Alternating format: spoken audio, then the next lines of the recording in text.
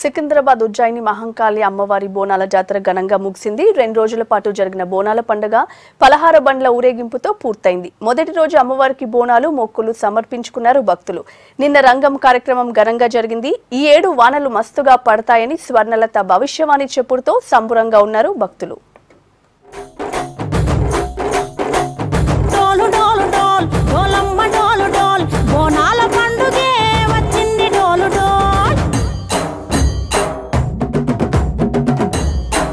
లష్కర్ బోనాల జాతర 2 రోజులు ఘనంగా జరిగింది.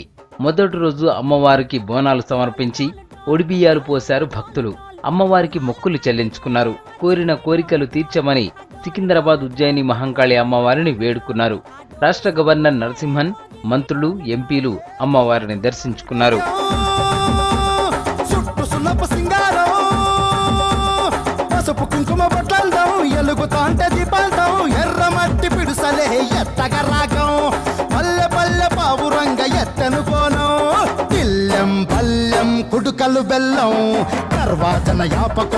రెండో రోజు నిన్న రంగం కార్యక్రమం బాగా జరిగింది. ఏటా బోనాలు సమర్పించిన తెల్లారి స్వర్ణలత భవిష్యవాణి చెప్పడం ఆనవాయితీ. ఇక రాష్ట్ర ప్రజలంతా సుఖ సంతోషాలతో ఉంటారని చెప్పింది భవిష్యవాణి. ఈ ఏడాది వర్షాలు మస్తుగా కురిసి పంటలు బాగా పండుతాయంది అమ్మవారు. భక్తులు చేసిన పూజలతోటి సంతృప్తిగా ఉందని చెప్పింది. సంతోషంగా ఆనందంగా ఉంటారు. సకాలానికి కోరిన వర్షాలు కురుస్తాయి. పాడి పంటలు ఎంతో ఘనంగా పండుతాయి. నాకింత సేవ చేసుకున్నందుకు సుఖ శాంతులతోటి వరదిల్లలా చేసి వారం నాది. కోరిందల్లా కొంగు బంగారం చేసేదాన్ని నేను నన్ను కదా. ఎటువంటి అబద్ధ రాకుండా తప్పనిసరిగా చూసే భారం కూడా నాది. కోట్లకు పడిగెత్తేలా చేసేది కూడా భారం నాది. నా బాలులందరినీ, నా గ్రామ ప్రజలందరినీ సుఖ శాంతులతోటి కోరిందల్లా కొంగు బంగారం చేసేదని నేను.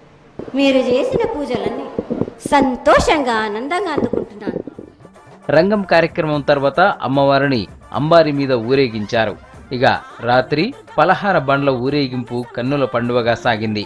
మంత్రి తలసాని శ్రీనివాస్ యాదవ్ ఘటాలు పలహార బండ్ల ఊరేగింపును మొదలుపెట్టారు. డప్పు దరువులు, డీజే సాంగ్స్ కు స్టెప్పులేశారు మంత్రి. పలహార బండ్ల ఊరేగింపుల భక్తులు పెద్ద సంఖ్యలో పాల్గొన్నారు. నిమ్మకాయ